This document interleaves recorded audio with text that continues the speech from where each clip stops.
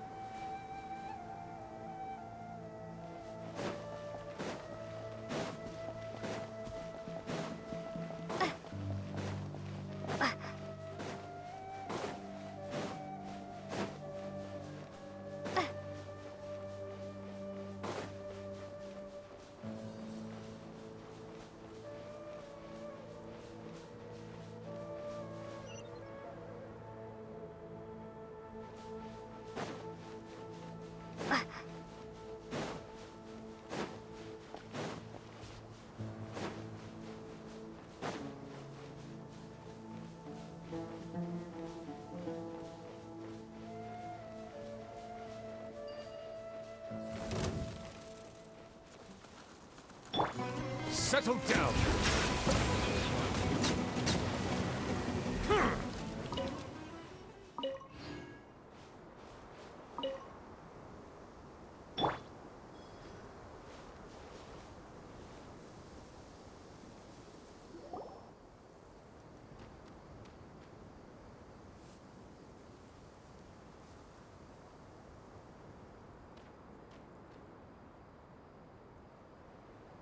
Looking at the map, we should be getting close.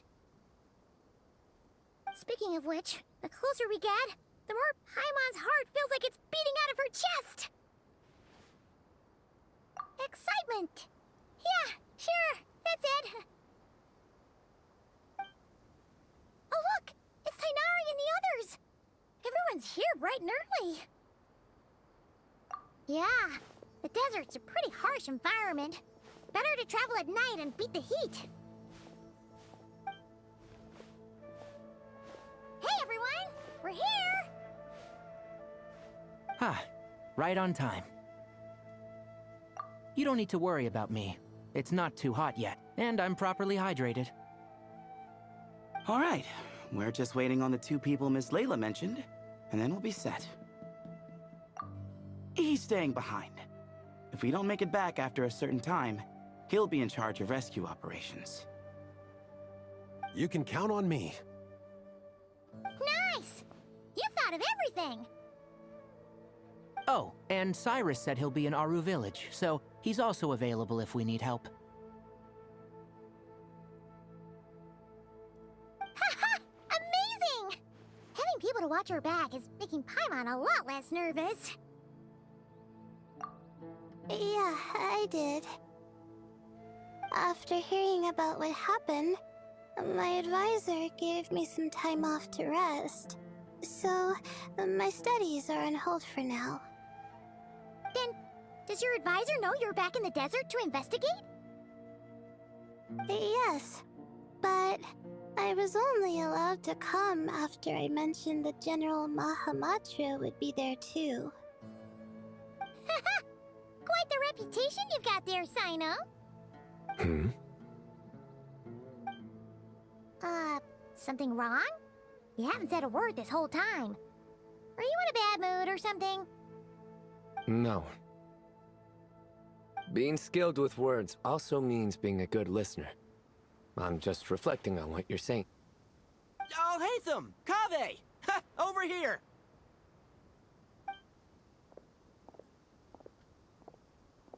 Darn it. I was just setting up a brilliant... Yeah. I'm sure you'll find another chance. The important thing is, our scribe and our renowned architect are here at last. High praise. But wait, why am I renowned and not him? He's just as famous as Sino, Dia, or Nilu. That just means your level of fame is even greater. How could a lowly scribe hold a candle to you?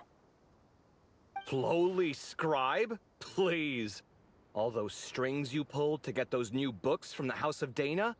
What do you call that? Borrowing. Anyone with an employee ID can do it. Uh-huh, yeah. The House of Dana bends over backwards for just anyone, does it? Send a report to Lesser Lord Kusanali then. Let her know someone at the Academia is abusing their position. Hey! I never said abusing! Impressive verbal sparring, as always. Oh, hello to you too, Marak. Well, looks like your assistant is raring to go, Kaveh.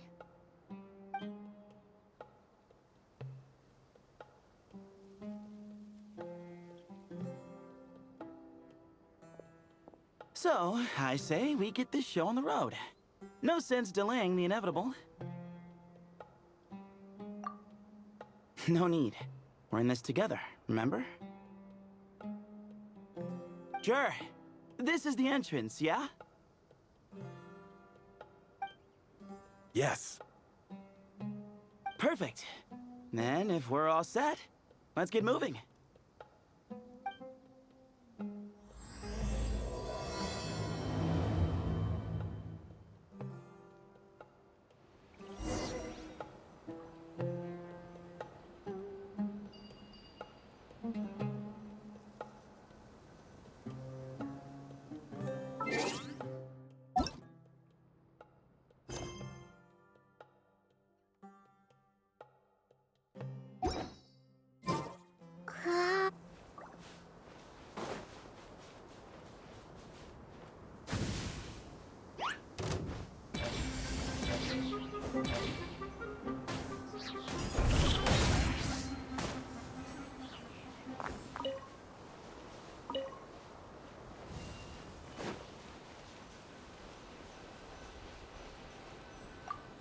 I hope everything goes well in there.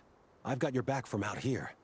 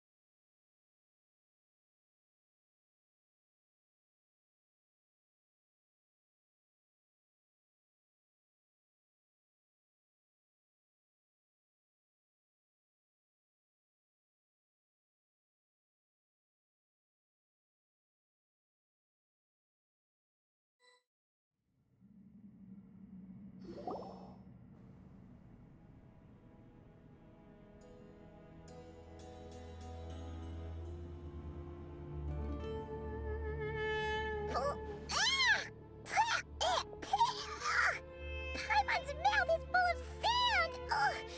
So that's what falling into quicksand feels like? If this was quicksand, we would have struggled to breathe. No. I think this was regular sand, and we didn't sink into it. we fell through it. Into this place. Agreed. In other words, sounds like a you problem, Paimon. Ha ha, very funny. No, wait, Paimon's the only one. Ugh. Ha! See? What? I'm the only one with sand in my shoes? Yeah, right.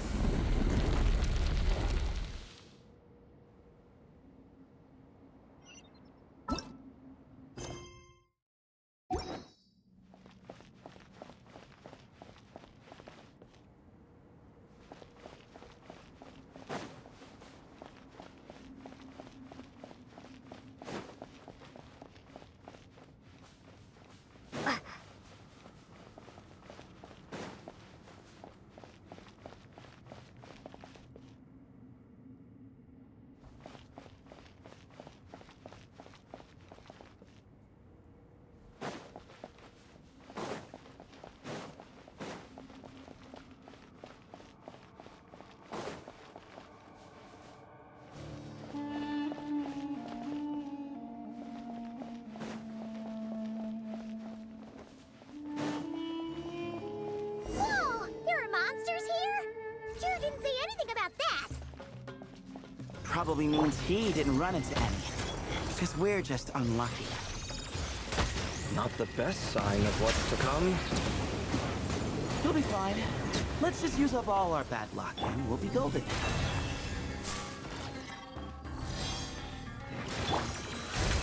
Be silent. To dust.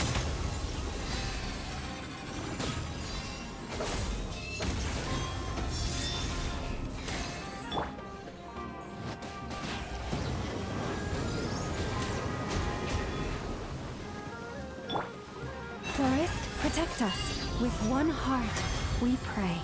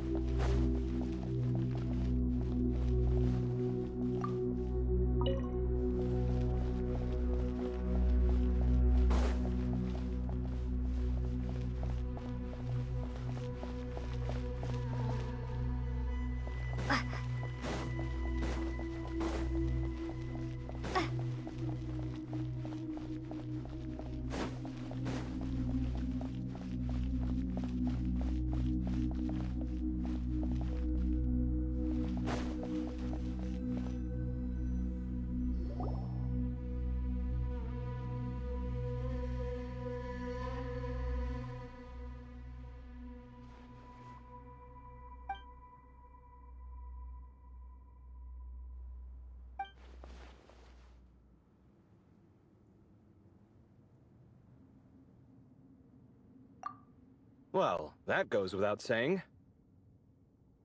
Fair point. There's just one problem, though. The only way forward is through that door. Ooh! Is it time to hunt for a key? Paimon loves this part. Don't worry. With our adventuring experience, we'll find it no problem. Let's get searching.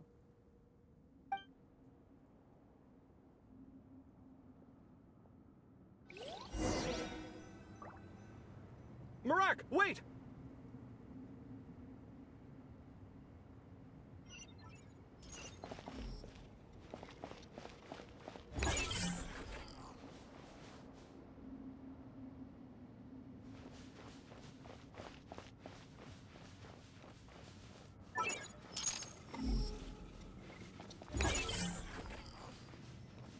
Marak seems interested in these jars. Go smash them. Ah, well, we would hate for you to have to lift a finger, Your Highness.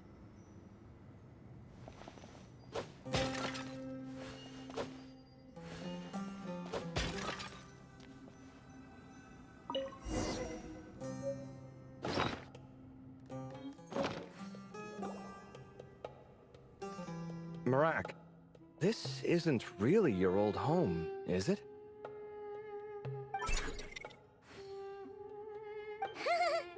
No idea what that means, but Marak does sound pretty happy. So, mechanical life forms do have the capacity to miss home. A novel discovery. Well, with Marak leading the way, we should be safe, right?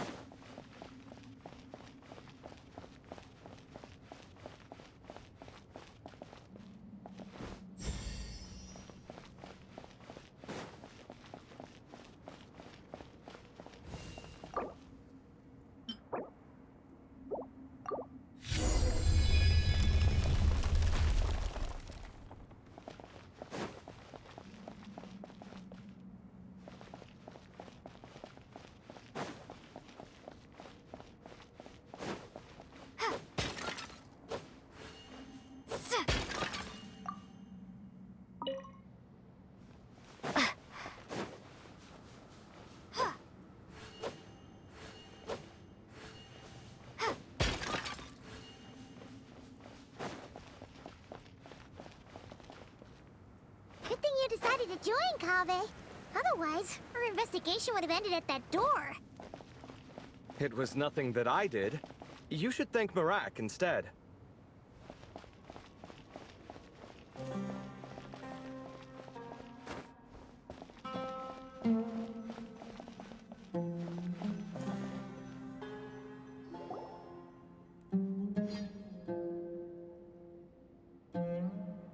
Hold on. At this rate, Paimon's gonna lose her title as best guide to a mechanical suitcase.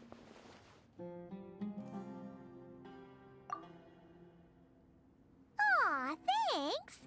Hey, wait. What do you mean, useless?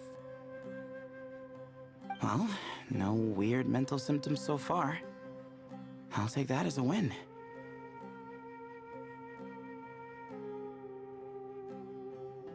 That said...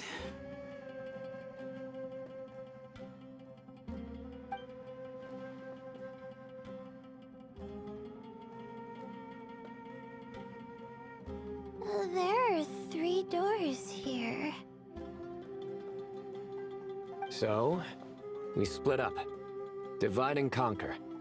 Otherwise, This whole thing is in ruins. No pun intended on that last part. I swear. Yeah, that might be our best option. Good idea. And the minute things go south, we go back the way we came.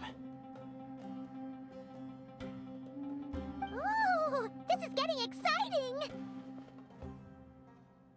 So, who's teaming up with who? Paimon calls dibs on the Traveler!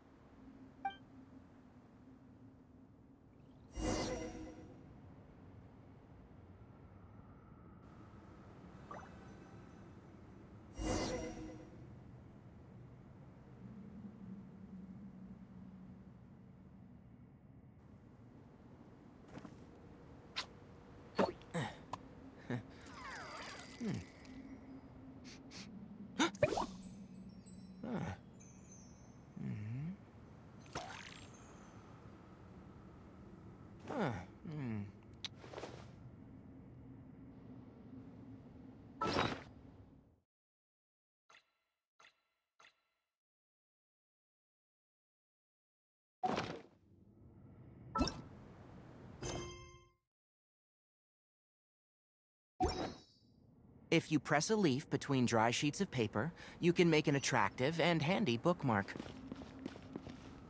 Well, this takes me back. Last time we were in the desert together, the two of you came all the way out here to gang up on me. Oh? Sounds like someone's holding a grudge. Just what I like to hear. If you're still hung up on that last one, just name the time and place. And we'll have ourselves another thrilling... duel. Huh. What's with the awkward pause? Were you expecting me to stop you from saying something stupid? You two can have 1,000 duels for all I care, after we're done here. For now, focus on the task at hand.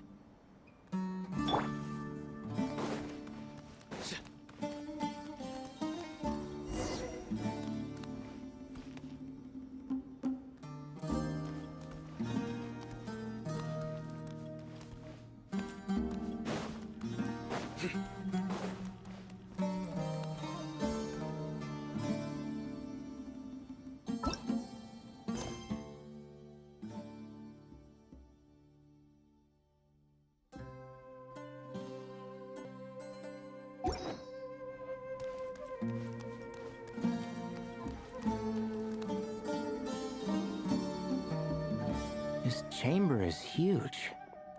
I can't even imagine what it's used for. Oh. What's wrong? I seem to have stepped on some kind of... stone slab. Huh. There's a pattern on this, but it's hard to make out with all the dust. Huh? Look! The shape seems to match the markings on the ground over there. Let's slot it in and see.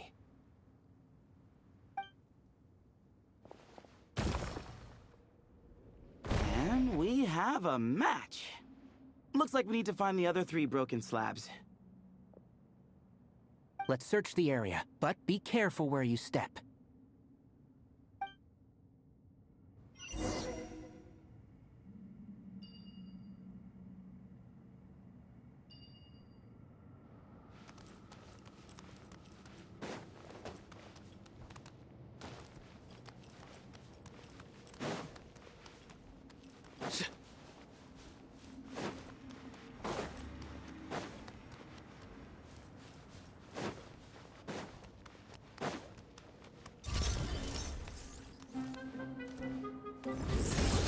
Judgment is upon you.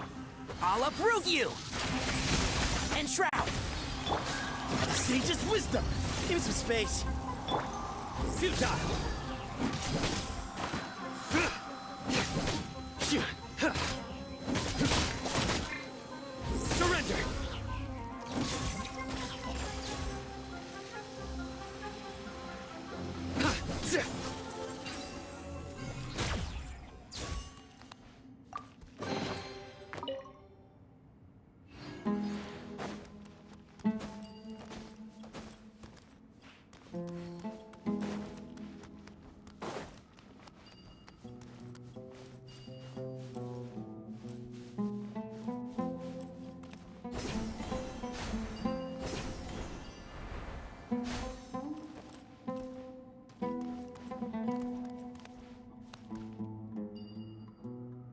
Ooh, got one.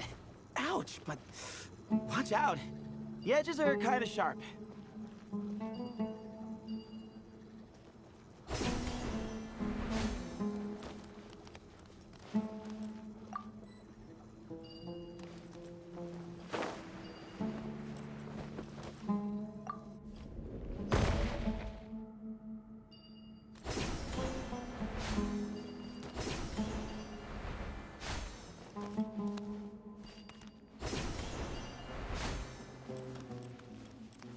Got the third piece.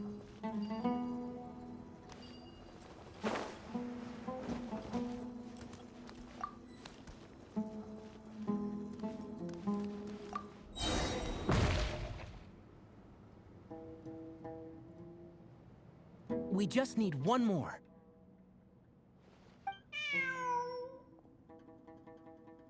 Huh. Look, a cat. Could it be the same one Jer mentioned? I don't think we need to worry about startling him. He doesn't seem afraid of people. Yeah. If anything, it seems like he wants us to follow.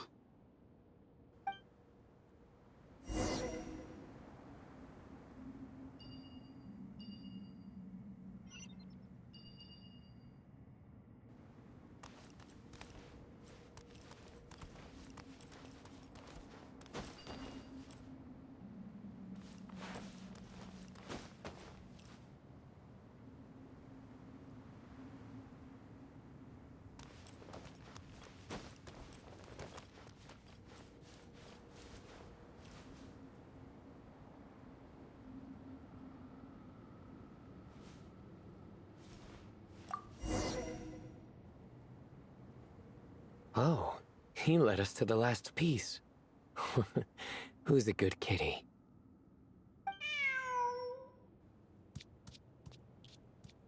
I never thought I'd hear you say something like that. You've clearly never heard how the professor talks to his tomatoes, then.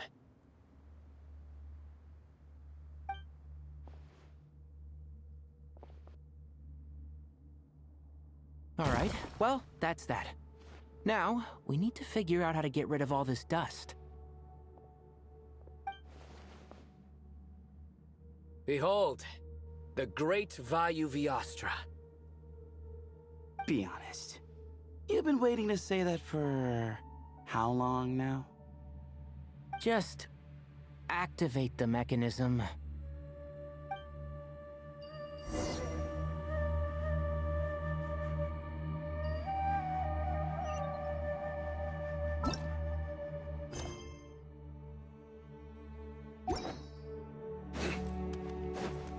Futile! Through me, justice is served. You stay condemned!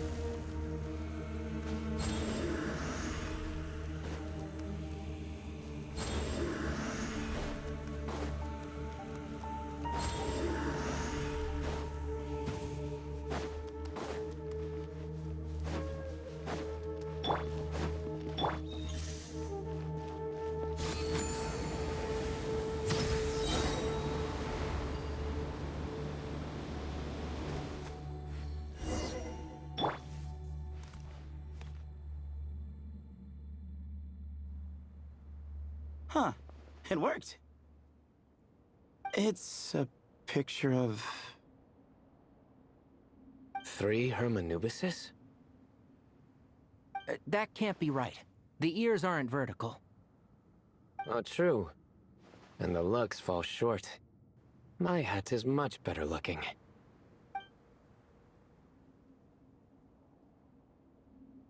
A goat, an ibis, and a crocodile. Oh, wow. Our botanist knows more than just plants. Riveting observation. I was just thinking. These 3 figures look a lot like the 7 pillars of King Deshret. That's right. These are our colleagues. Our what now? You sure about that? Just kidding. But what I meant by that is, these were Hermanubis' colleagues back then.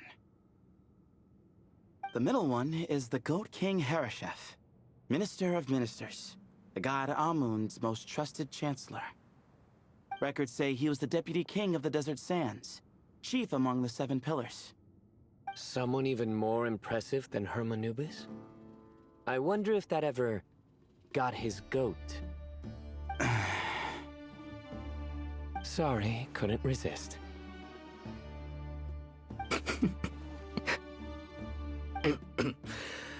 Okay, that was a good one. Wait, really? I've got so much more where that came from. Where were we? This is Sobek, the Crocodile King, captain of captains.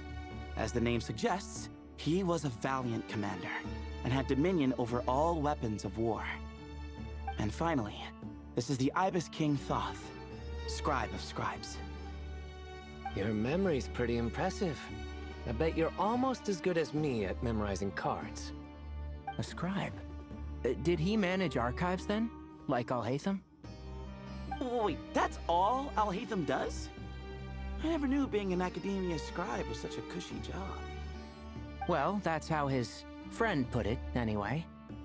But it does seem like he has a lot of free time.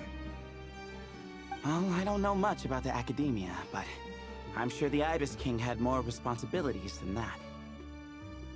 The temple's records say he represented the wisest aspects of King Deshret, inventing the desert script and arcane arts at his king's command.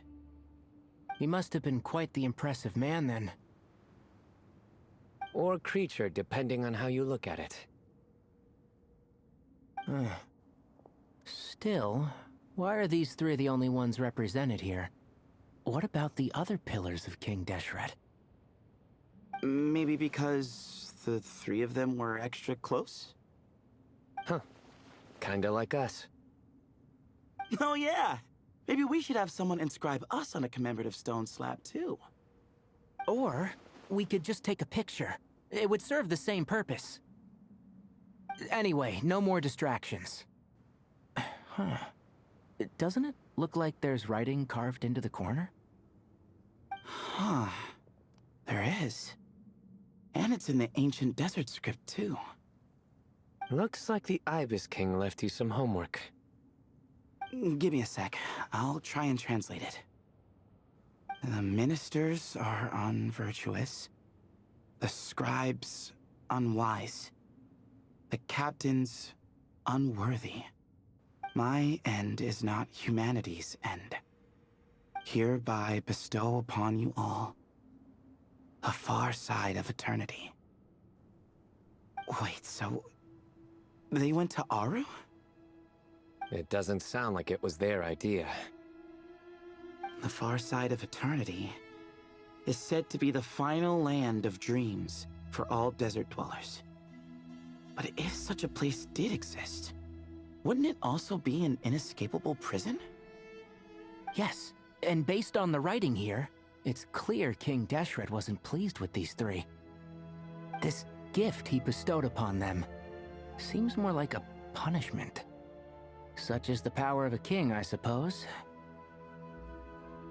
Which means the goat's the one who got in the end.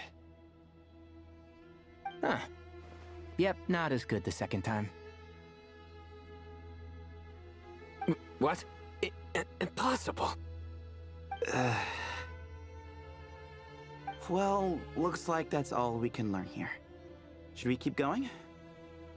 Yes, no time to waste.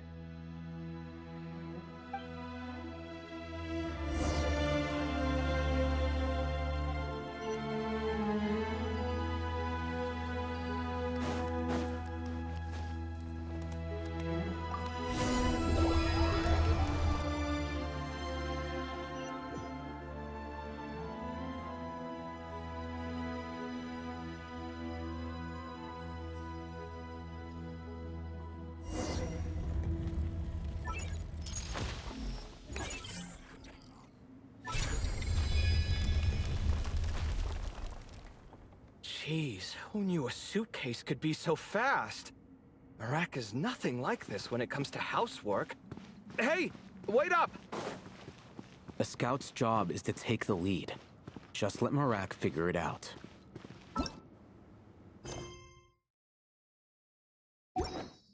Easy for you to say. I'll be the one doing the repairs if something happens. Why don't you go scout ahead then? When I think of a comeback, I'll let you know. Oh, Marak stopped. What is it? Found something? Looks like something covered in sand. Let's get it out then. Come on. Oh, it's a stone slab. Good job, Marak. Let's take a look. Huh. Looks like this part of the picture goes over there?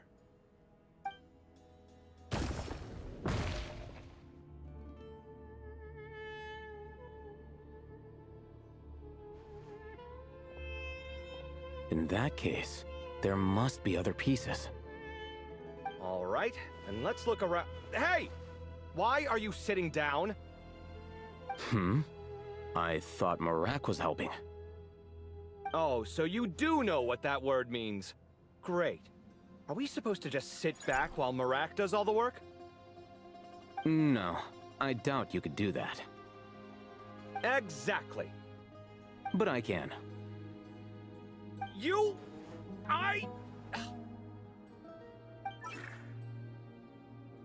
See? It's all coming back to me. How insufferable it is to work with this no-good, do-nothing... We could be more efficient, I agree. I'll work on this piece. You take care of the rest.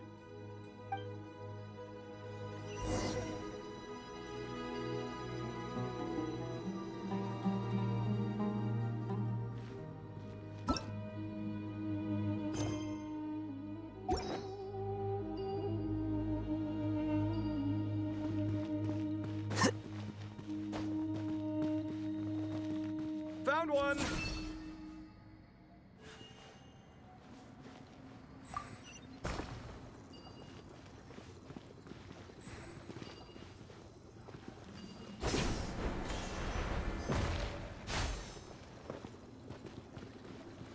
Good teamwork.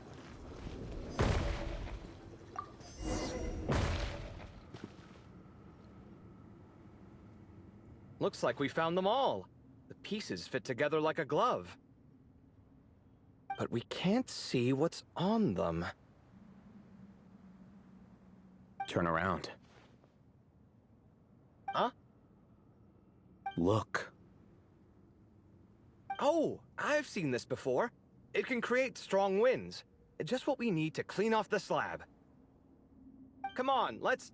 Hey! Don't worry about me. If I sit here, I won't be in the way. Oh, you don't want to be in the way? Then sit right in front, so the device can blow you straight back to Sumeru City.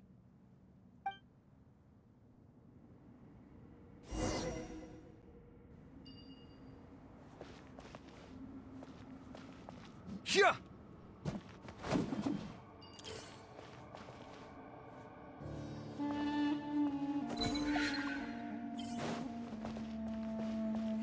Feast your eyes!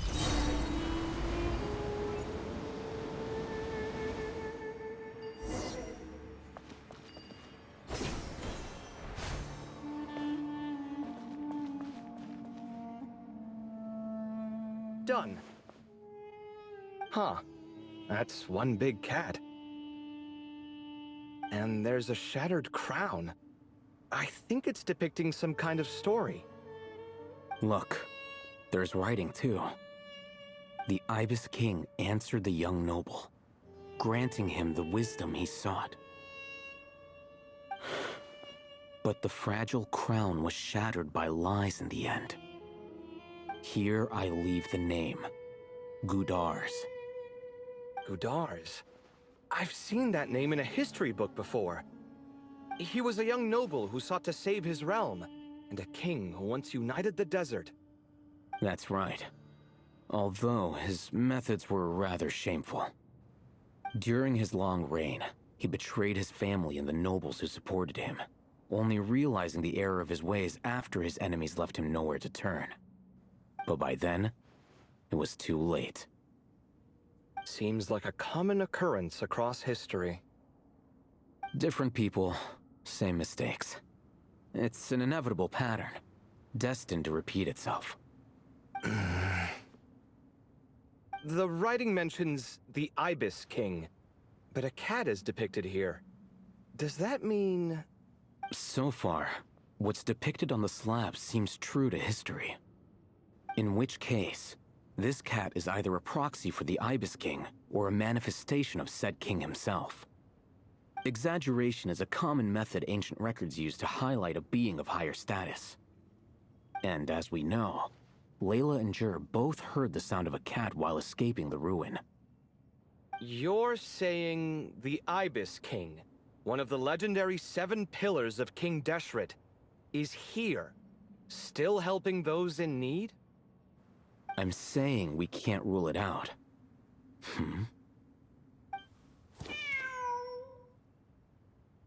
Wait, there it is! The cat!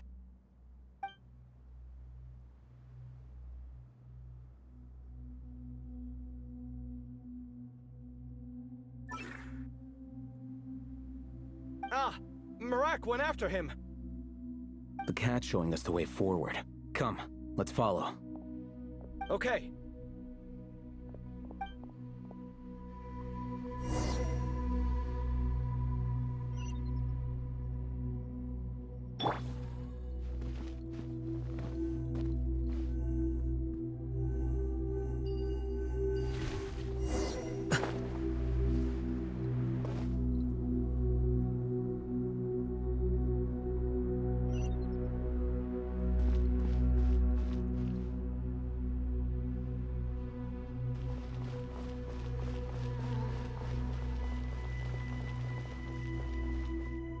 Huh.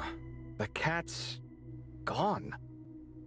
Yes, but look where he led us. Oh. Another slab. It looks similar to the last one.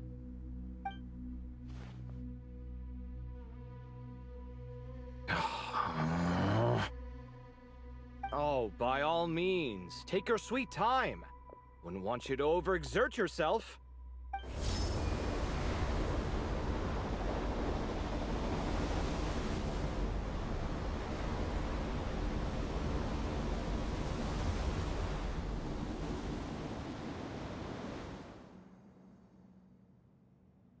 Huh. The scene depicted here... Seems to be a different tale. The Ibis King answered the gin-blooded dancing girl, granting her the wisdom she sought. But enemies plotted to kill her close kin.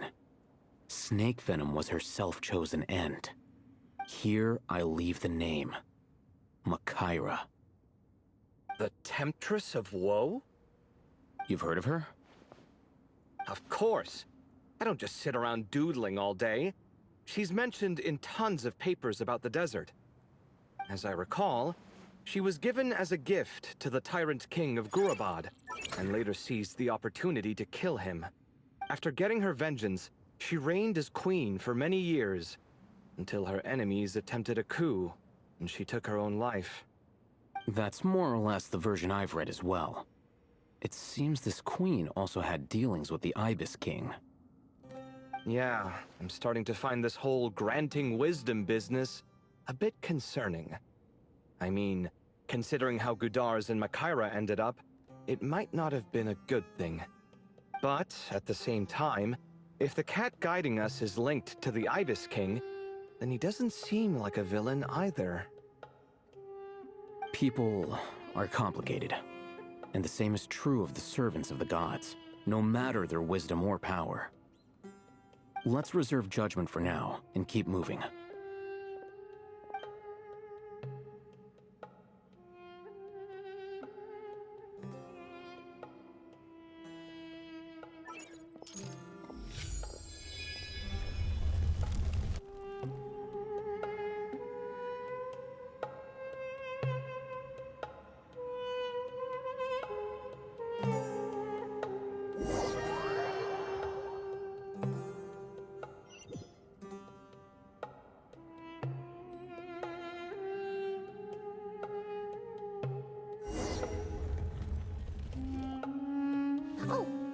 meant to ask earlier.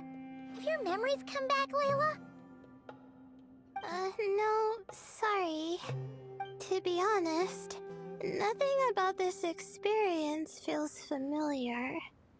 Besides, my focus is the stars, so I don't spend a lot of time exploring ancient ruins. Guess that makes us the senior researchers in this scenario. Stick close, all right, Layla? Okay.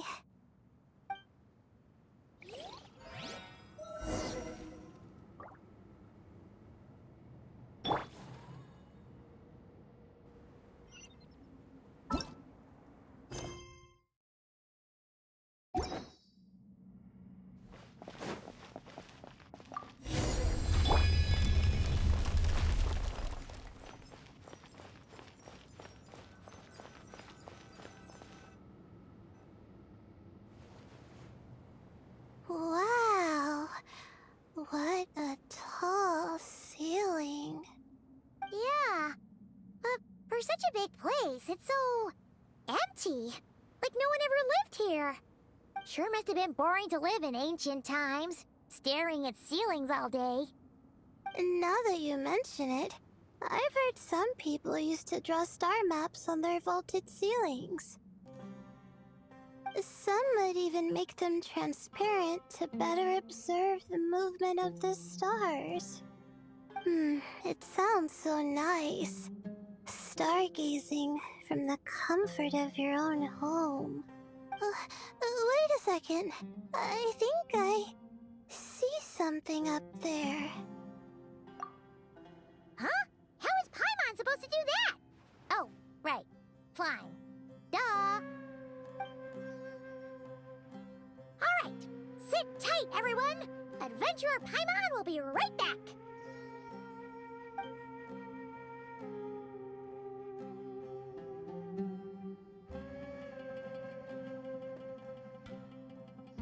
Okay. So, there's nothing super special up there. Just a couple of shelves, tables, jars, and scrolls. And a whole bunch of dust, dirt, and sand. You really want to search through all that stuff? Well, when you put it that way... Come on then, let's see what we've got. Paimon's hoping for something super valuable. Thanks. I'll stick close.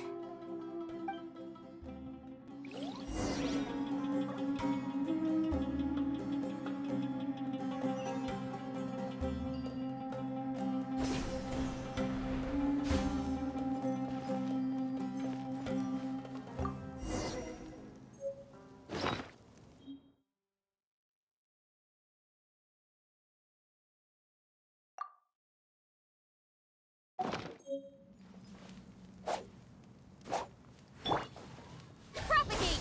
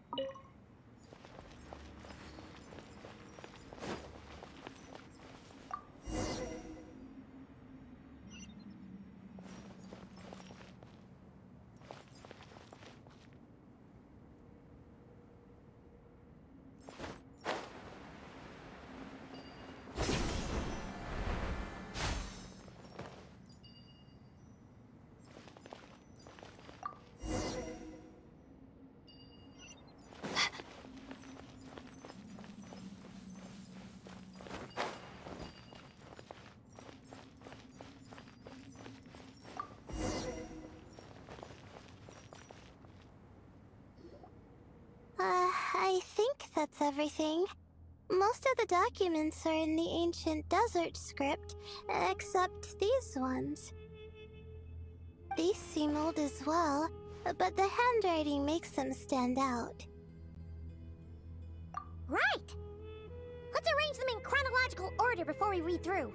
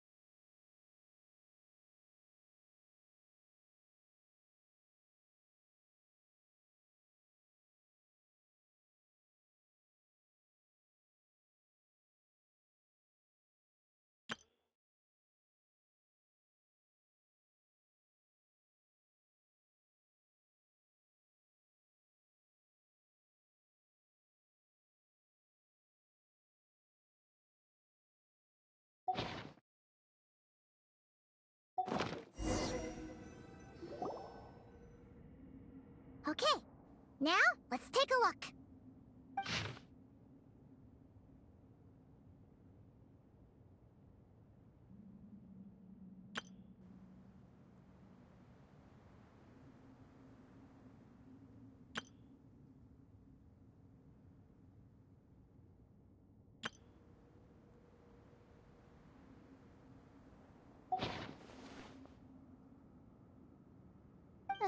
Maybe this person fell in by accident, like Mr. Jur and me. Yeah, maybe. But they don't sound super worried about their situation. So, either this person's an ace adventurer, like the Traveler, or some kind of super optimist. An optimist, huh? I wish I could be that sort of person. That's right! You're detailed and passionate. Great qualities for an adventuring buddy. This optimist seems super obsessed with exploring every corner of this place. That could have gotten them in big trouble for all we know. Well, I appreciate the compliment. It's almost magical how words like that can make you feel like you can do anything. I only wish that magic could last a little longer. Until I figure out my new study topic, at least.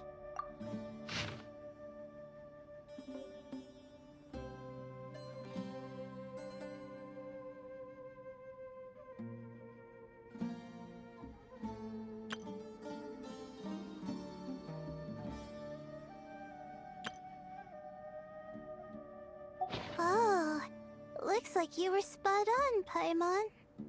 See? Told ya! That's what happens when you don't think things through. And all this talk about seniors and juniors, he was a student just like you, Layla. Whew, he sure talks a big talk for a student, though. You'd think he was some kind of old scholar instead. Huh. What is it? Did Paimon say something wrong? No, not at all. I was just thinking, and this might sound rude, but the way this person speaks is just so... you notice too. I mean, it's good that he helped treat his companion's wound, but it didn't seem like it was out of kindness. More like he was looking out for his own self-interest, or thought he could get something out of it. I don't know. Maybe I'm reading too much into it. Yeah. If you're both in this dangerous situation together, wouldn't you mention them at least once? If it were Paimon, she would write down the name of every single person she was with. No one would be able to get away. Actually, I find Paimon's approach quite sensible. It makes sense from a safety perspective, too. That way, if anyone came to the rescue, the notes would be able to tell them everything they needed to know. Whoa! That's genius-level thinking!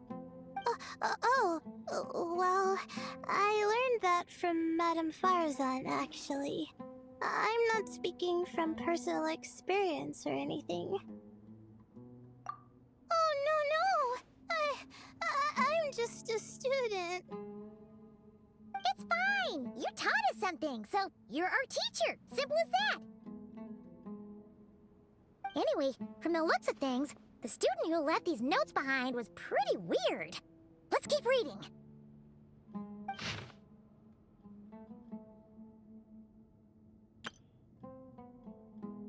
Whoa! Hang on! That's a lot of information. Paimon needs a moment to take this in. The Ibis King. So, did this person actually meet the Ibis King here? Sorry. Who? Jeez, not again! Stop teasing her, Traveler! You know she was asking about Nefer. Anyway, Nefer's, a friend of ours. And she's mentioned the Ibis King before, but not in much detail.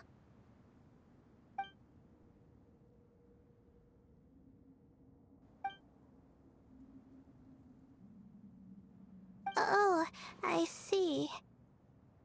Well, that's not too surprising. Most people in Sumeru know about King Deshret, and most in the academia have at least some knowledge on the Seven Pillars. Legend has it, King Deshret ruled the desert at the head of several wise retainers, guiding their people to pursue the limits of wisdom.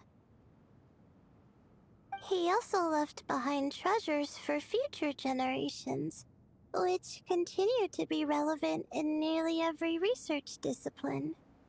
Now, this message indicates this student and his senior were rescued by the Ibis King. But to think it's possible to meet him in a place like this... We don't know when these notes were written, but didn't the Seven Pillars disappear a long time ago? Yeah, the notes made it sound like his powers were restricted. Also, the mention of this form? What is that supposed to mean? I'm not sure. Let's keep reading.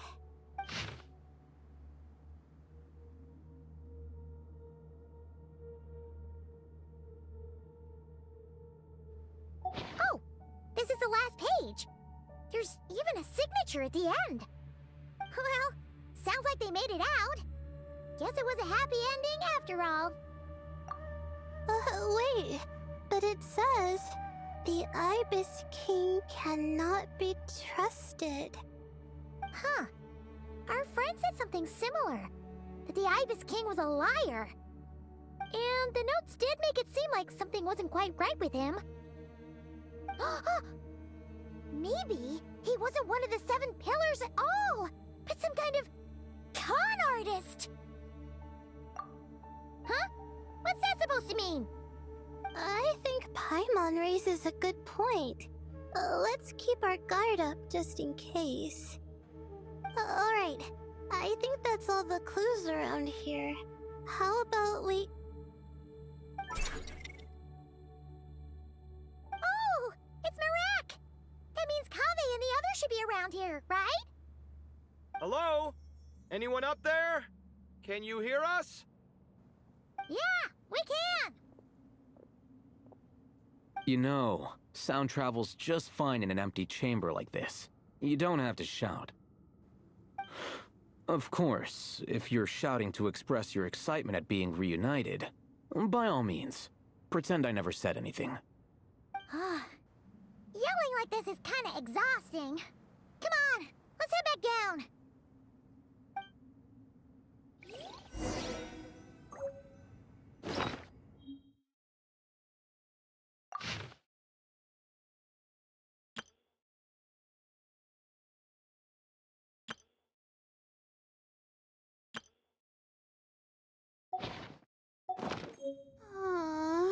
Why do I have to write so many papers? Why?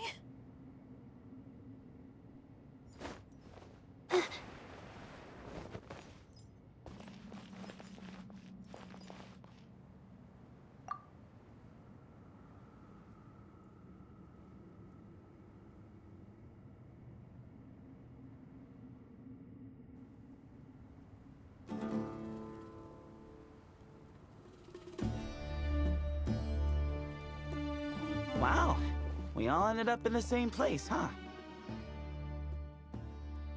Yeah, what a coincidence.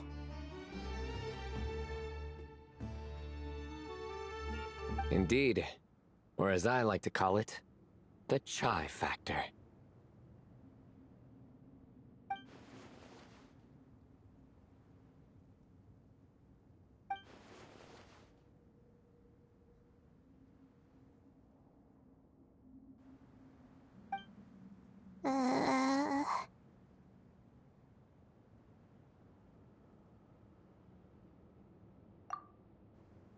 Huh?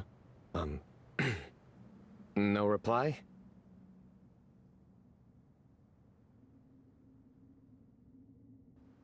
Just say it.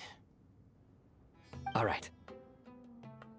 Because it's spice to sweet brew again.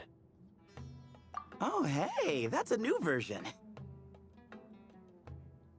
Oh, wait, what? You've never heard that one?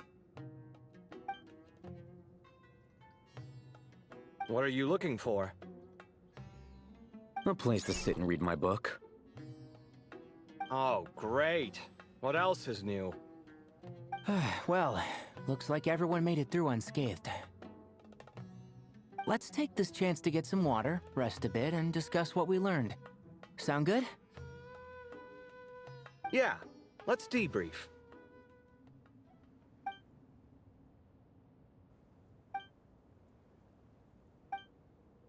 Okay, so we all learned a lot, but it feels like we ended up with even more questions. Yeah, but one thing's for sure. This place is tied to the Ibis King in some way.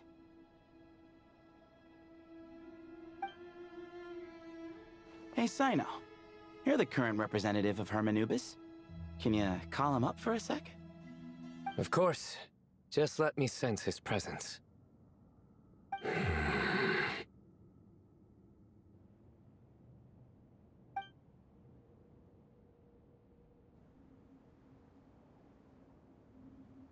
Just kidding. I can't sense him at all. Jeez, Sethos. Did you set him up for that one? What are you, a two-man act? Sorry, Hermanubis isn't like the Ibis King. He can possess me, but I can't talk to him whenever I want. Oh, truly?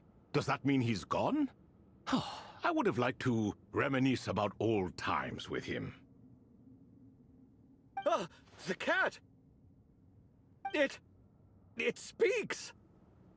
Ugh, of course it speaks. In fact, it is not an it at all. You do me a great offense. My apologies.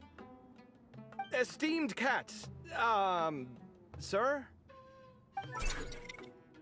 Oh, this little contraption is still here. Contraption? No, this is Marak. Which means you do his assistant a great offense. Huh? Well, I didn't mean... Well, I apologize. I wasn't referring to this Marak, but rather the thing that operates it. King Deshret was quite partial to it.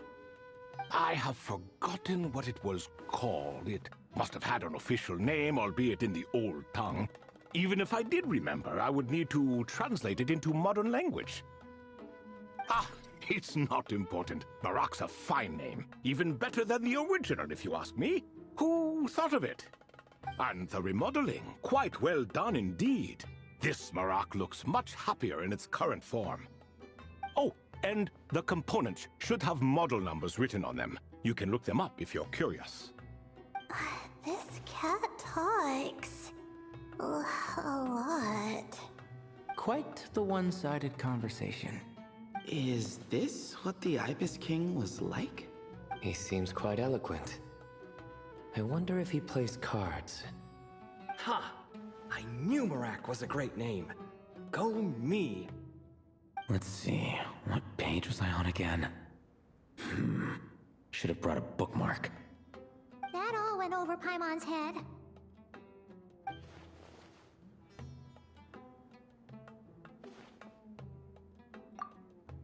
Hello indeed. For you to know my name. Yes, I was not mistaken. You are special among your companions.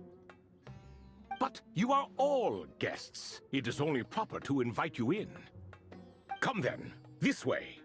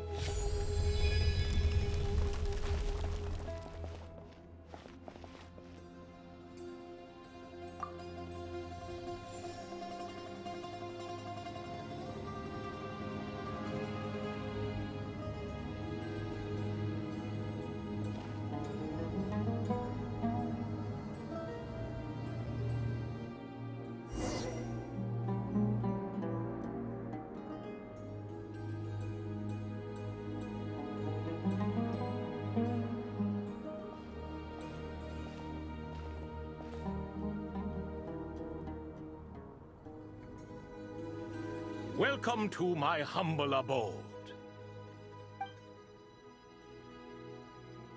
Oh, your house sure is spacious, Lord Ibis King. I fear it's not quite what it used to be. In fact, it has long ceased to be my home at all. It belongs to the descendants of the cats I once raised. Such adorable creatures, aren't they? Take the one I'm borrowing here, for instance. A chubby fellow with such lovely fur. Anyway, tradition dictates that a special guest such as yourself be presented with a gift. Alas, it's a first-come, first-served basis, you see. I fear with the passage of time, none are left. What? So the treasure's gone already? Treasure, you say? Not an inaccurate description. Yes, and no. I have the power to grant gifts inaccessible to the masses. The only requirement is answering a question. Not a bad deal, yes? Of course, my questions were given unto me by King Deshret, who in turn received them from the Mistress of Flowers. There are 3, and no more. What causes our rise and fall? What obliterates love and hate? What determines truth and falsehood? The more he talks, the less Paimon understands. I see. That must mean Gudars and Makaira managed to answer 2 of the 3. Another who understands. Oh, so that's the event those 2 slabs are depicting. Ah, priests and their records. A singular obsession, and quite boring, too. After being imprisoned within Aru, I could, on occasion, take the form of a cat to converse with those around me. But I despised speaking to them. No conversational skills whatsoever.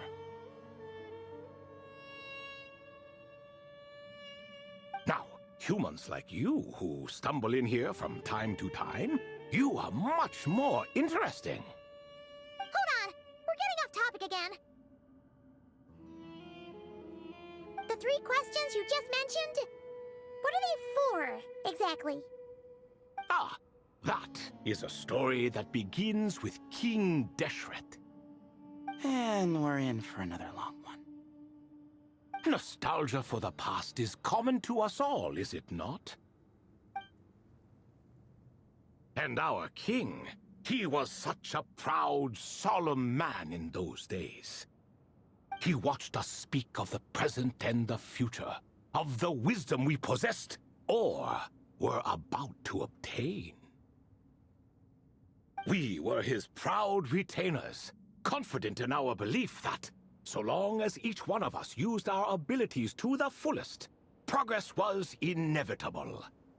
Yet, King Deshret's ambition was not destined to be allowed in a closed-off world such as this.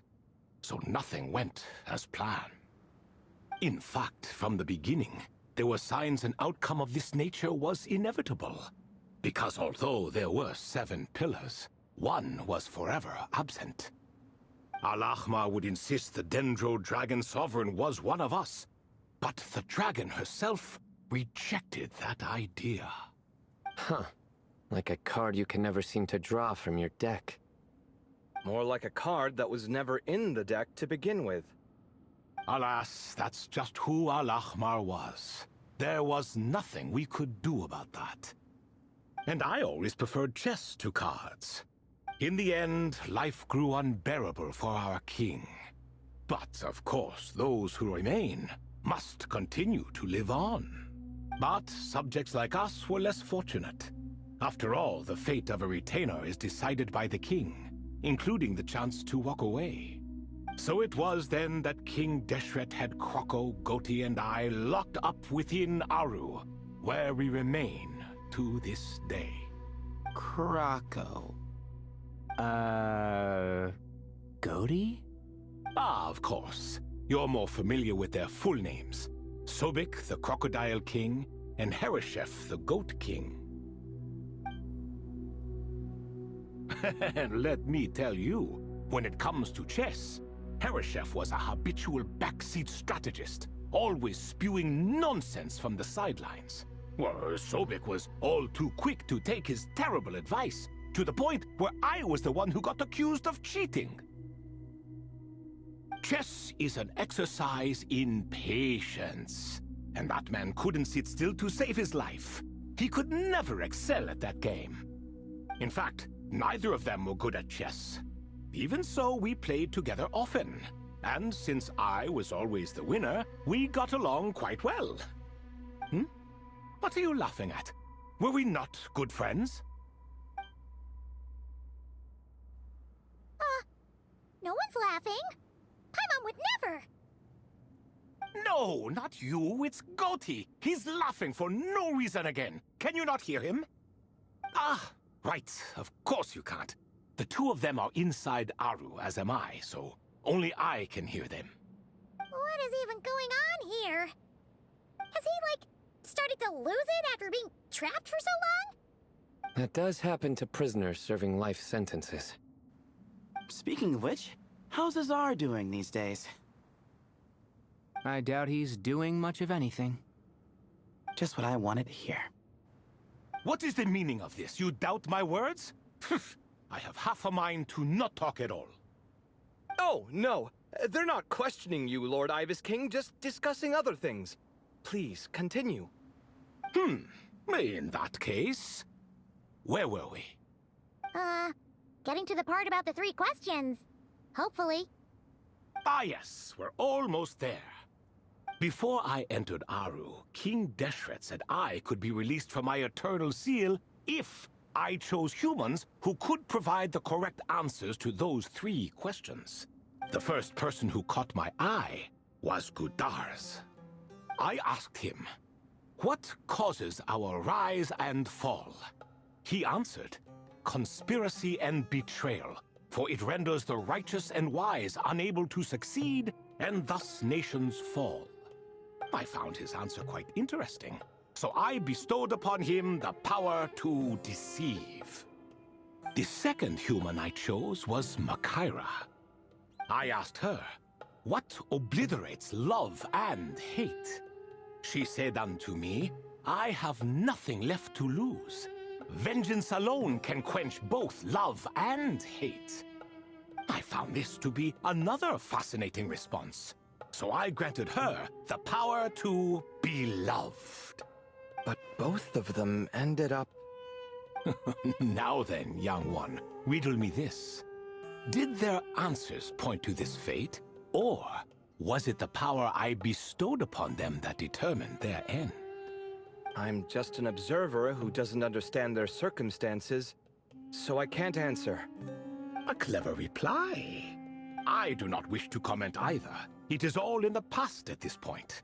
My only wish was for their answers to be acknowledged by King Deshret's rules, and bring me one step closer to freedom. As for the final person, her fate remains to be seen, so I will not reveal her name.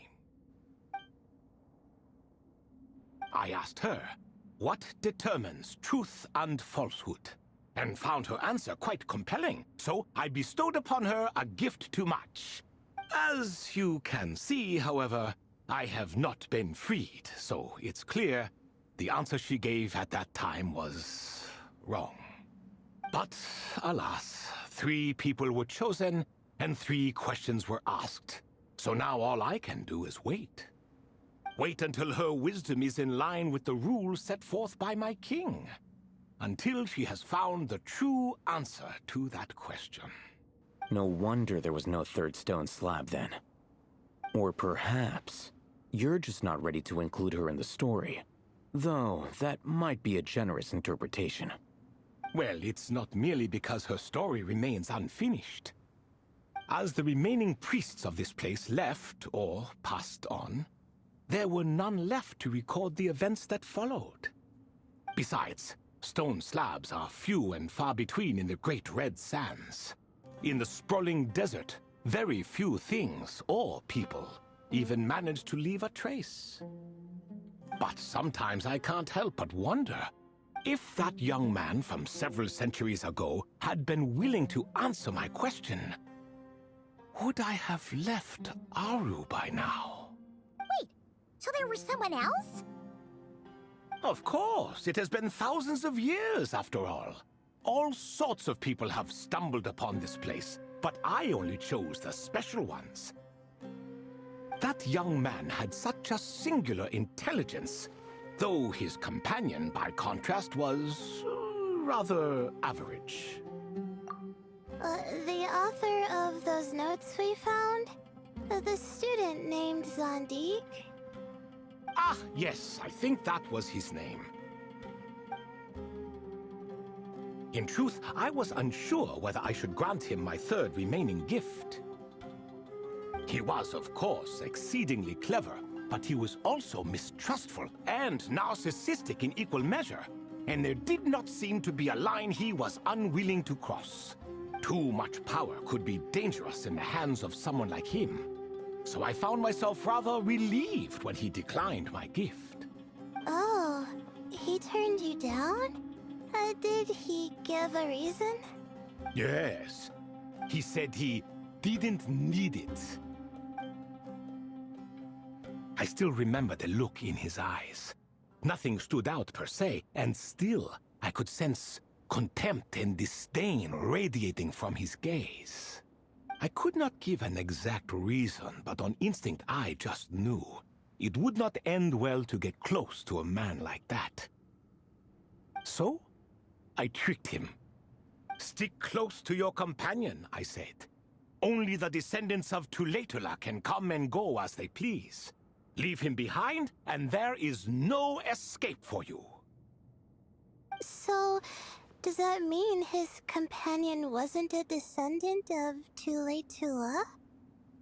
Oh no, that part was true. The lie was in the other half. Anyone can enter or exit this place. There are no restrictions. I saw that his companion was exhausted and was concerned Zandik might leave him behind, or worse, that some other accident might befall him. So I made up an excuse to prevent Zandik from going a step too far. Oh, and speaking of, Sandik's companion had the same blue hair and pointed ears as you. Wait, does that mean Layla's also a descendant of Tulatula? Indeed. When Hermanubis founded that city, he took in many who had nowhere else to go. Today, their progeny are scattered to the four winds, and indeed are far more numerous than I could have imagined. So the person you protected could have been my ancestor. Yes, yes. You're very welcome for that. Could I ask another question, Lord Ibis King? Of course. I have nothing but time, I'm afraid. Did you also save me and a man named Jur? I did. You two were quite unlucky bumping into a device King Deshret once used to measure human brain power. That contact caused more knowledge than you could handle to flood into your minds. So I replaced that knowledge with simpler, repetitive information. Of course, the side effect being the same thought repeating over and over again in your mind, but that should resolve itself in time. How many moons are there in the sky? Yes, that was the phrase I used in your head. I forgot the other one, though. I believe it had something to do with food. Both were spur-of-the-moment decisions, so no need to dwell on the meaning too much. Oh, I see. Thank you, Lord Ibis King. As I said, young one, you are most welcome. If you're inclined to return the favor, perhaps you could turn off that device so no one else can trigger it? There's only so much a cat's paw can do, so I'm afraid this is something I must leave to you. Or Marak, I suppose. Oh, splendid! Another one bites the dust. Such is the fate of things here. Day by day, little by little, the remnants of ages past fade into obscurity. For that reason, the gifts of bygone eras, be they tied to your blood or technological in nature, are not to be revered. They are tools, nothing more. Disrespectful? I simply make the most of what I have. Besides, our king has been gone all these years. What good does it do to revere him now? Oh, are you talking to the Goat King again? No, Croco this time. He's pestering me for another game of chess. Says he wants to even the score. Wishful thinking, if you ask me. If we counted one push-up for every loss, he'd owe me 300,000 by now. Of course, that's just a rough estimate. I've never kept count. It appears that's something you like. Being someone unable to be defeated. I suppose so. All right then. Time for me to extend my winning streak, and for you all to head home. In truth, deep down, I know even the answers to those 3 questions will not change my fate. But that is for me to reckon with. Go on now.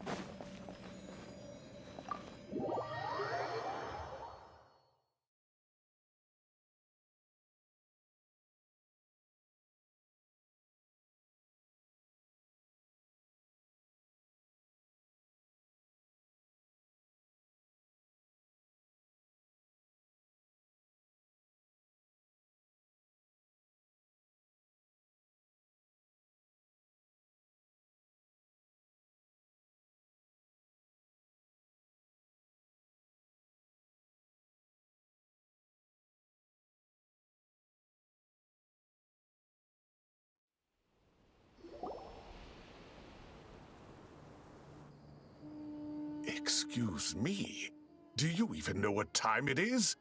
I've harvested 3 crops of tomatoes while you've been gone. You're exaggerating, Professor. I'm making a point. There's a difference. The sincerest apologies for keeping you waiting, Professor Cyrus. See, that's what I call manners. Now, are any of you hurt? Nope. It went way smoother than we expected, actually. I presume the investigation is complete then. Come, tell me all about it. Oh my, did you luck out? If you've read the work from the Vahumana Dashan, you would know that the Ibis King has, well, let's call it a mixed record. Perhaps he softened up a bit in his old age, and that's why he chose to help you. Or perhaps he just didn't have a good enough reason not to help us. See? Marak agrees. How do you even know that's what Marak meant? That could have just been a happy noise. In any case, there's a lot to be happy about. We figured out what happened to Layla and Jur, and there were some unexpected takeaways too. Yeah, I never expected to learn about my ancestry. I've always thought of myself as just an ordinary student. I never would have even considered something like that could be true. Come to think of it, our ancestors might even have been friends at some point. Huh? You're right. Maybe I should take a trip back home to see if I can find any records about that. Oh, I was just throwing that out there. I wouldn't want you to go to the trouble. It's fine. My advisor gave me a break, and I still have a few days left, so... Oh, wait. My study topic. I haven't made any progress at all. No. I need to focus on that instead. Right. Couldn't you help her, Professor? Huh? No, I could never. Me, you say?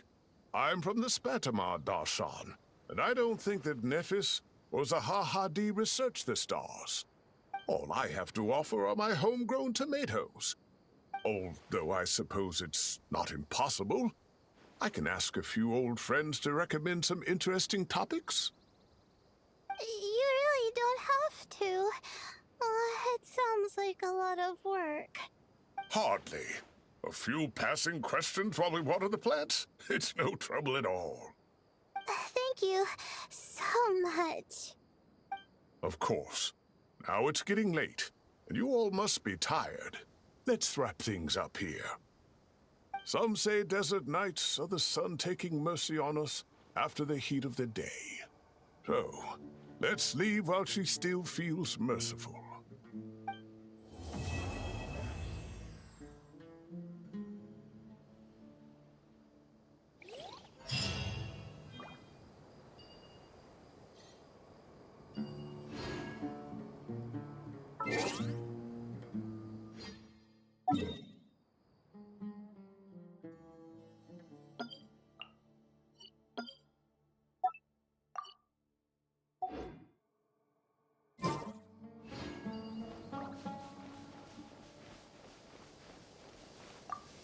You made it back safe and sound.